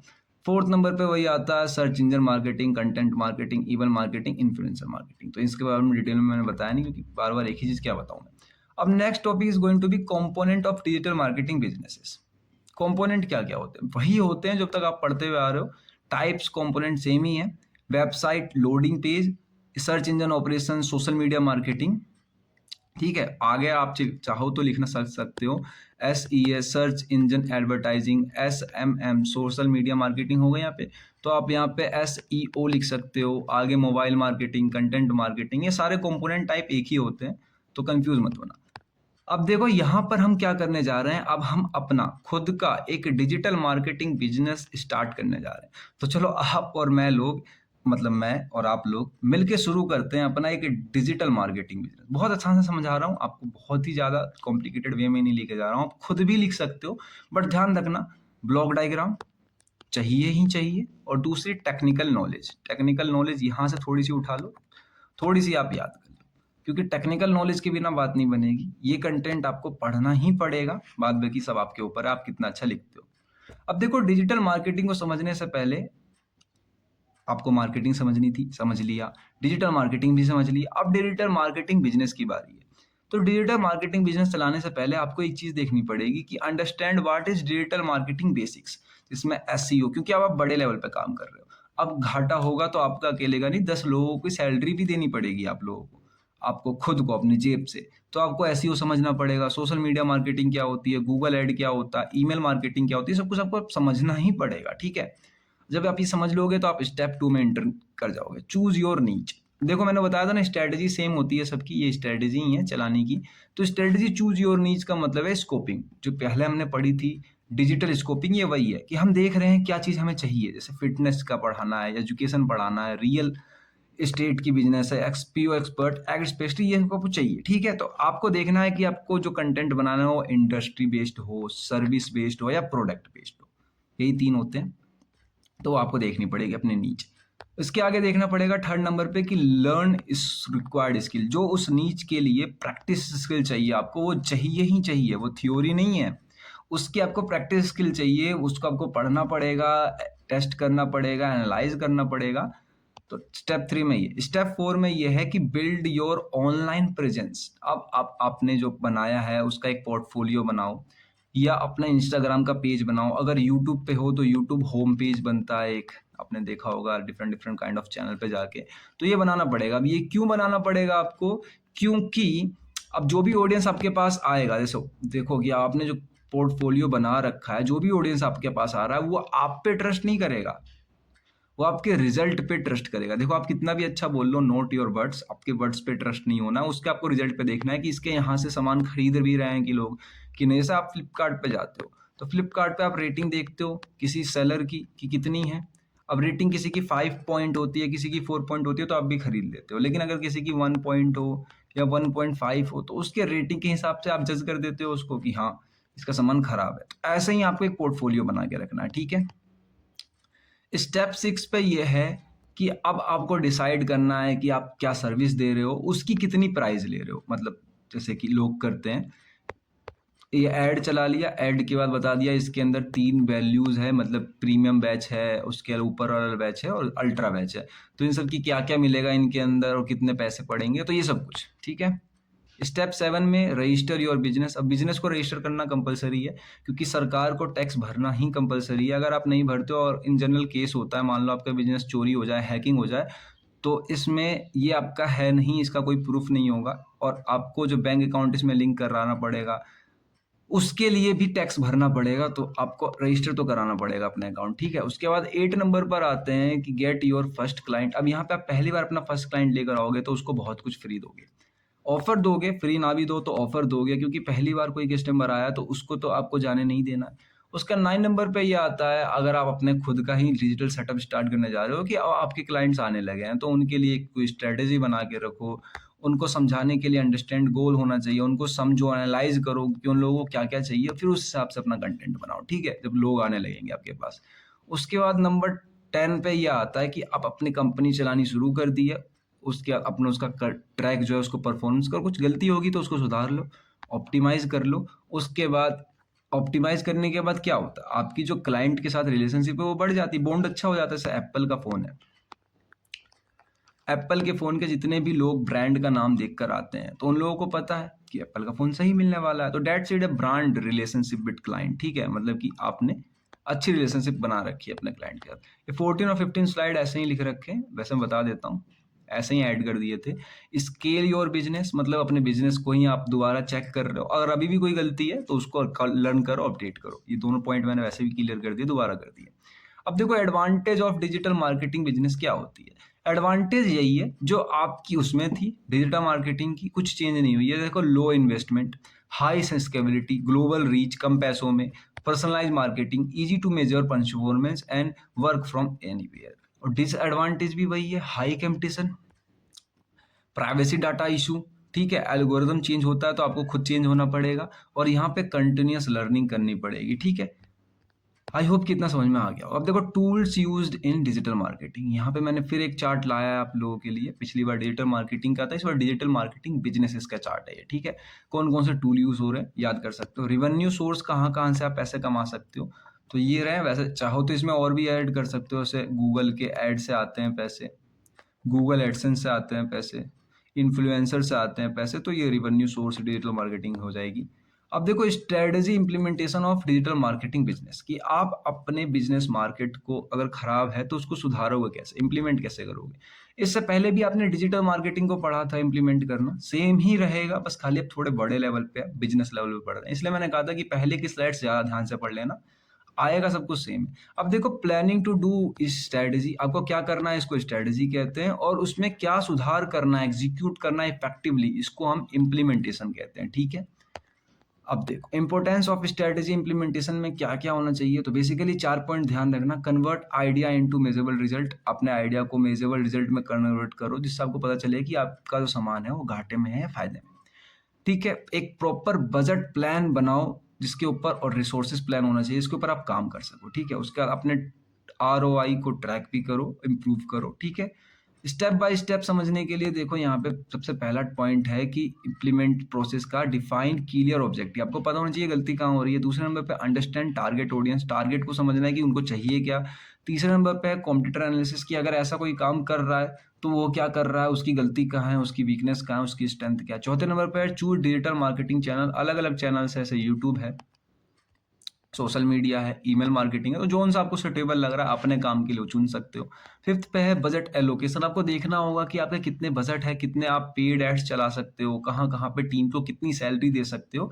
देखो स्मॉल स्टार्ट जो होता है ना, वो बस खाली टेस्ट होता है, स्केल वाट द वर्क, मतलब आप एक छोटा काम करके देख सकते हो कि सही भी है कि गलत, पूरा बड़ा करने की जरूरत नहीं है। उसका कंटेंट डेवलप स्ट्रेटजी देखना पड़ेगा, आपकी वीडियो में ज़्यादा व्यूज आ रहे हैं या ब्लॉग में आ रहे हैं, किस पे ज़्यादा लोग हुक हो पा रहे हैं, ठीक है। उसके बाद एजुकेशन ऑफ कंपनीज देखना, एग्जीक्यूट करके देखना डिफरेंट डिफरेंट काइंड का, अगर उसके अंदर कुछ गलती है तो टूल का यूज करना, ऑप्टिमाइज करना।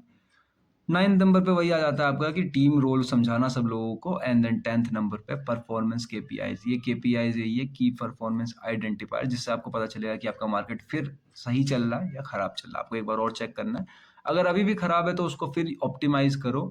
एंड देन लास्ट में जो ये स्लाइड मैंने लगा रखी है, स्लाइड आप ऐसा एज इट इज पेपर में लिख दोगे तो ज़्यादा अच्छा रहेगा, क्योंकि बहुत ही अच्छी स्लाइड है। मैं समझा देता हूँ क्या क्या रही है, कि हमेशा ध्यान रखना, आप कोई भी स्ट्रेटजी में सिर्फ एक ही चीज करते हो, सबसे पहले प्लान करते हो, फिर उसको एग्जीक्यूट करते हो, फिर एनालाइज करते हो एग्जीक्यूट करने के बाद कि कहाँ कहाँ गलती है, फिर उसको ऑप्टिमाइज करते हो, फिर दोबारा से यही करते हो, फिर आप एक नया प्लान बनाते हो, उसको एग्जीक्यूट करते हो, एनालाइज करते हो, ऑप्टिमाइज करते हो, बस इतना ही करते रहते हो।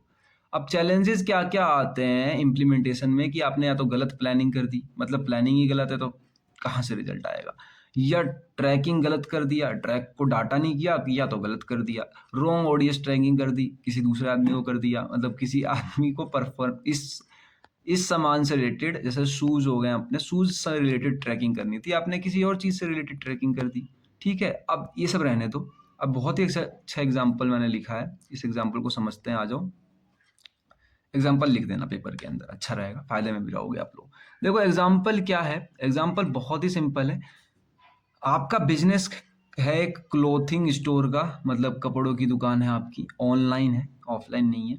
तो इसमें क्या करना, आपका गोल है इंक्रीज करना, लोगों को सेल्स इंक्रीज करना, चैनल्स आप अभी कौन-कौन से यूज़ कर रहे हो? तो इंस्टाग्राम और गूगल एड्स यूज़ कर रहे हो, 2 यूज़ कर रहे हो। स्ट्रैटेजी क्या है? Influencer marketing and paid ads.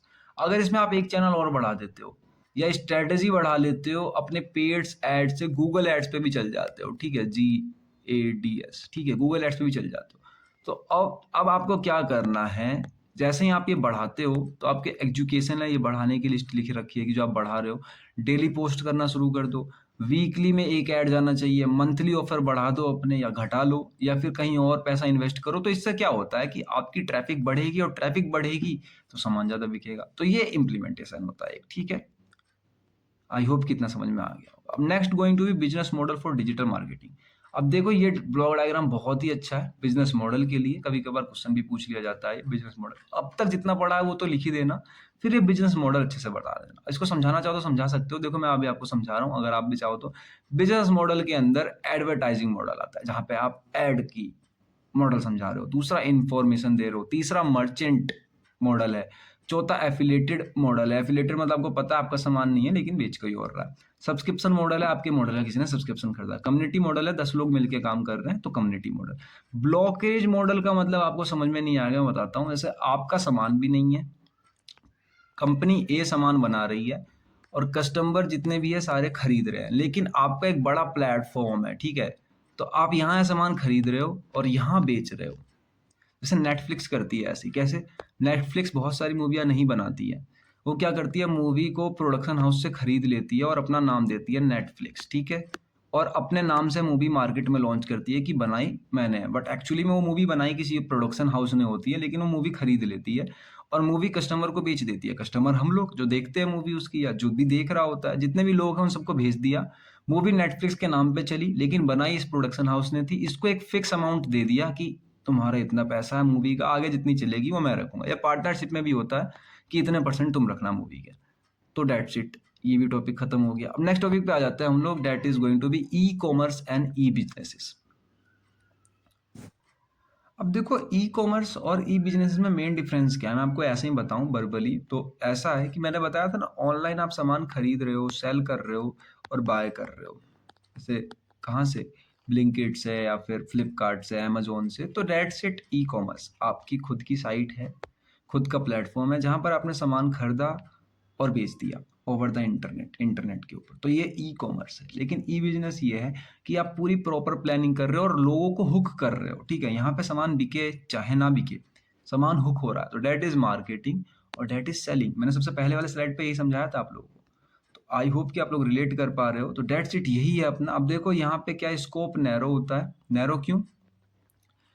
क्योंकि यहाँ पे ट्रांजेक्शन होती है बस खाली, और यहाँ पर आपका बहुत सारे लोगों को आपको हुक करना होता है, तो स्कोप बड़ा होता है। फोकस क्या होता है? खाली सेल्स और रिवेन्यू जनरेशन पे, कि सामान बिक जाए और पैसे बन जाए। लेकिन इसमें क्या होता है कि आप बिजनेस प्रोसेस हो तो एफिशिएंट हो और इंटीग्रेटेड हो, मतलब लोग आपको ज़्यादा देखे, ज़्यादा एफिशिएंसी रहे। उसके बाद एक्टिविटी इंक्लूड कौन कौन सी होती है? तो इसमें खाली आपने ऑनलाइन सामान खरीदा, बेचा, पेमेंट लिया, खत्म। ई कॉमर्स में इतना। लेकिन ई बिजनेस में ई कॉमर्स तो आना ही है, क्योंकि आप सामान ऑनलाइन खरीदोगे, बेचोगे, वो सब तो ठीक है। साथ ही साथ में CRM, SCM और CPR, EPRP, ERP, ये सब कुछ चेक करा जाता है। मार्केटिंग का, HR का। क्यों? क्योंकि आपको देखना है कितने लोग आपके ऐड देख रहे हैं, कितने लोग नहीं देख रहे हैं, कितने लोग आपके ऐड को स्किप कर रहे हैं। तो ये सब कुछ भी आपको देखना है। बाद बाकी सामान बिकेगा तो वो तो ई कॉमर्स का काम होना ही है इधर। एग्जाम्पल के लिए समझो कि ऑनलाइन शॉपिंग वेबसाइट जहां से आप शॉपिंग कर रहे हो। लेकिन अगर बिजनेस का समझना है तो entire digital system of a company, जैसे कि यूट्यूब इसका बेस्ट एग्जांपल है, या इंस्टाग्राम कह सकते हो आप, जिसमें हमें देखना है, गूगल भी कह सकते हो, जिसमें हमें देखना है कि हम कितने लोगों को क्या क्या सर्विस प्रोवाइड। बिजनेस के अंदर आपने देखा था ना कि हम सर्विस भी प्रोवाइड करते हैं, प्रोडक्ट भी प्रोवाइड करते हैं, दोनों ही करते हैं। लेकिन ई कॉमर्स में सिर्फ क्या कर रहे हैं, हम प्रोडक्ट कर रहे हैं। आगे देखना चाहोगे तो टेक्नोलॉजी कौन कौन सी यूज करी गई है। वेबसाइट है, पेमेंट गेटवेज है, बट यहाँ पे वेबसाइट भी है, डाटाबेस भी है, क्योंकि डाटा ड्राइवन सिस्टम है। आपको चेक भी करना है किसी अपने कस्टमर को। इंट्रैक्शन टाइप जो है इसमें मेनली एक्सटर्नल कस्टमर के साथ होता है, क्योंकि ऑब्वियस सी बात है, आप सामान जिसको बेच रहे हो उसके रिव्यू तो लोगे, लेकिन यहाँ पर आपको इंटरनल के साथ भी करना पड़ता है कि सामान कितने लोग देख रहे हैं, सामान कितने लोगों के पास जा रहा है, सामान पे क्लिक कितने आ रहे हैं, सामान कोई खरीद रहा है कि खाली देख के छोड़ दे रहा है। तो ये सब कुछ आपको देखना पड़ेगा। सप्लायर, कस्टमर, ये सब तो है ही, क्योंकि सामान बिकने के बाद तो रिव्यू आप भी चेक करोगे, बट उससे पहले भी चेक करना है। बिजनेस प्रोसेस इसमें यही है कि ट्रांजिशनल ओरिएंटेड होता है, इसमें प्रोसेस ओरिएंटेड, एक के बाद एक प्रोसेस होंगी। ऑब्जेक्टिव सिंपल है, बस खाली कि प्रॉफिट निकल जाए ऑनलाइन। इसमें एफिशिएंसी बढ़े और बिजनेस परफॉर्मेंस भी बढ़े, ठीक है। कॉम्प्लेक्सिटी इसकी कम होती है, इसकी ज़्यादा होती है। Dependency part of E businesses, मतलब ई बिजनेस का पार्ट है, ऑब्वियसली बात है। और ये पूरा इंडिपेंडेंट कॉन्सेप्ट है कि मतलब बिल्कुल अलग है, आप कुछ और कर रहे हो। अब next topic is going to be push and pull marketing. इससे पहले e commerce and e business important था, ये भी इंपॉर्टेंट है। पुश और पुल मार्केटिंग को भी मैं आपको एक मतलब में वर्ड में समझाऊं तो पुश मार्केटिंग मतलब ये है कि आप किसी आदमी को, कि आप लोग पुश मार्केटिंग के अंदर क्या कर रहे हैं कि अपना कोई प्रचार कर रहे हैं, प्रमोशन कर रहे हैं और लोगों को पुश करके ला रहे हैं, मतलब धक्का दे के ला रहे हैं अपने पास कि चलो हुक करके ला रहे हैं। पुल मार्केटिंग ये है कि वो आदमी खुद ही खिंचा पड़ा आ जा रहा है आपके पास। मतलब आपने कोई एक सामान बनाया, मार्केट में लॉन्च किया, आपने उसके ऐड नहीं चलाए, तभी भी लोग आपके पास आ रहे हैं कि सामान अच्छा होगा, डिमांड होगी, क्रिएटिव होगा, इंटरेस्ट होगा, तो आपको, आप दोनों में आइडिया लग गया होगा। पुश मार्केटिंग हो जिसमें आप खुद कोई प्रोडक्ट का प्रनाउंस कर रहे हो, डायरेक्टली कस्टमर को दे रहे हो, प्रमोशन कर रहे हो, तो वो धक्का देकर आपके पास लाए जा रहे हैं। लेकिन पुल मार्केटिंग खुद खींचते हुए आ जा रहे हैं, ठीक है। अब देखो इसमें ध्यान देना कि फोकस किस पे करा जाता है, तो प्रोडक्ट के फोकस करा जाता है कि प्रोडक्ट का प्रनाउंस मतलब प्रमोशन होना चाहिए, टाइम टू टाइम होना चाहिए। इसमें कस्टमर फोकस होता है कि कौन सा कस्टमर आ रहा है, कैसा आ रहा है, वो आप चेक कर रहे होते हो, ठीक है। गोल क्या होता है इसमें कि intermediate sale and quick conversion, मतलब सामान जो है वो आपका सही बिक जाए और लोग जल्दी जल्दी आता रहे। इसमें लॉन्ग टर्म ब्रांड होता है, मतलब इसमें आप कस्टमर पे ज़्यादा फोकस करते हो। अगर आपने TQM पढ़ा होगा क्वालिटी मैनेजमेंट के अंदर, तो वो यही है। TQM is like a pull marketing, ठीक है। मतलब आप एक बार सर्टिफाई कर दे रहे हो कस्टमर को, दूसरी बार कस्टमर आपके पास ही आएगा। इसमें अप्रोच क्या है कि डायरेक्ट सेलिंग हो रही है। इसमें है कि अट्रैक्शन भी है, इंगेजमेंट भी है और वैल्यू क्रिएशन भी है। कोई आदमी खरीदने से पहले 4-5 चीजें देख के खरीद रहा है, उसमें सिर्फ ऐड देख कर आ रहा है। कस्टमर इंटरेक्शन है, इसमें इनक्रप्टेड है, एड सोन दिखाए गए हैं विदाउट रिक्वेस्ट, उन्होंने मांगे भी नहीं थे उन ऐड को, तभी भी दिखा दिए गए। लेकिन इसमें यह है कि कस्टमर खुद खोज कर आया है आपके पास कि आपका सामान उसको अच्छा लग रहा है, ठीक है। आगे बात करूँ कम्युनिकेशन टाइप कौन सी होती है, तो इसमें वन वे कम्युनिकेशन होती है। मतलब आप चाहो तो इंटरेक्ट कर सकते हो, लेकिन यहाँ पे कस्टमर खुद आता है, आपसे 10 चीज पूछेगा, तो ये टू वे होती है। आगे बात करा जाए कंट्रोल की, बात करा जाए तो हाई कंट्रोल बाय कंपनी, क्योंकि कंपनी ऐड चला रही है। इसमें जो है share control by customer decide, customer खुद ही बताता है आगे कि मुझे ऐसा कुछ बनवाना है, तो उसका वो डिमांड रखा जाता है। टाइम होराइजन की बात करें तो छोटे टाइम के लिए होता है, तब ऐड चलेंगे, अब तक लोग आएंगे, क्योंकि ब्रांड के नाम तो है नहीं, ऐड चल रहा है। जैसे कि आपने उस पर ऐड देखे होंगे कि जो बिल होती है हमारी मेडिसिन की, वो कम मिल रही है किसी ऐप पे, मैंने शायद से देखा था, 2000 की 2000 की बिल 200 रुपये में, ऐसा कुछ था कि इतने में कम मेडिसिन मिलेगी। तो ये ऐड के थ्रू जा रहे हैं लोग वहाँ पे, कंपनी का नाम नहीं पता है, ऐप का नाम ज़्यादा फेमस नहीं है। लेकिन वहीं वाइल द अदर हैंड, अगर हिमालय का खुद का प्रोडक्ट होता है कोई सा मेडिसिन का, तो वहाँ लोग किस लिए जा रहे हैं, क्योंकि पहले से लोगों को पता है सामान अच्छा मिलेगा, भले सामान महंगा मिले लेकिन सामान अच्छा मिलेगा। बाद में की बात करी जाए कोस्ट की, तो ये कोस्ट ज़्यादा लेता है, ये देखता है कस्टमर भी तो दोबारा आएगा, और ये तो ज़्यादा लेगा ही लेगा। और बाद में कि अगर दूसरा देखा जाए तो आपको ये कोस्ट कम भी लेता है। कोस्ट जो होता है ना, वो एड्स के प्रमोशन के हिसाब से रखे जाते हैं। लेकिन इसमें है कि सामान जितने का होगा उसमें अपनी लागत निकाल के वो लोग बेच देंगे। अब पुश एंड पुल मार्केटिंग के लास्ट पे आ गया। ट्रस्ट लेबिलिटी इसमें कम होती है, इसमें हाई होती है। स्केबिलिटी इसमें लिमिटेड होती है, इसमें हाई होती है।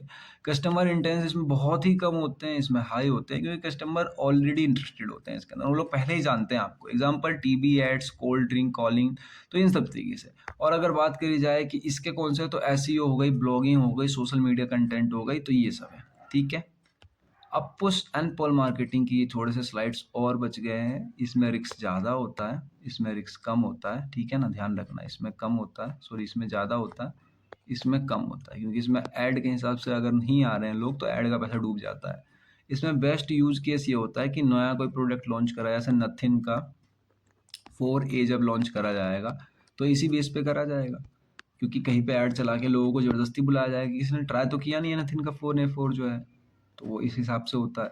अब पुश मार्केटिंग ये होती है कि go to the customer, customer के पास आप जा रहे हो। पुल मार्केटिंग ये है कि ब्रिंग कस्टमर टू यू, अपने पास खुद लेकर आता है, खुद खिंचा हुआ चला आता है, ठीक है? आप एग्ज़ाम्पल देखोगे तो आप पुश मार्केट नहीं है कि आपने कोई एड शू देखी वीडियो देखते समय, तो that is push marketing. Pull marketing ये है कि आपने सर्च किया बेस्ट रनिंग शूज़ फॉर, किसी वीडियो देखी, किसी की ब्लॉग देखी, किसी का रिव्यू देखा, आपने देख के सजेस्ट किया कि ये सामान ज़्यादा अच्छा है, ठीक है? अब अपने टॉपिक के सबसे लास्ट टॉपिक पे आ चुके हैं अपने इस यूनिट के, that is brand equity. Brand equity, brand equity का मतलब ये है कि आपका ब्रांड कितना बड़ा है ऑनलाइन, ठीक है? Refer to the value of strength of brand in the market based on customer perception, recognition, loyalty, ठीक है? मतलब आपका कितना बड़ा ब्रांड है। इन सिंपल वर्ड में खाली आपको समझना, तो आप ऐसा समझो, brand equity is equal to extra value product get because it's brand name, ठीक है? क्या आप एक्स्ट्रा दे रहे हो उस प्रोडक्ट के अंदर जिससे आपका ब्रांड नेम बना हुआ है।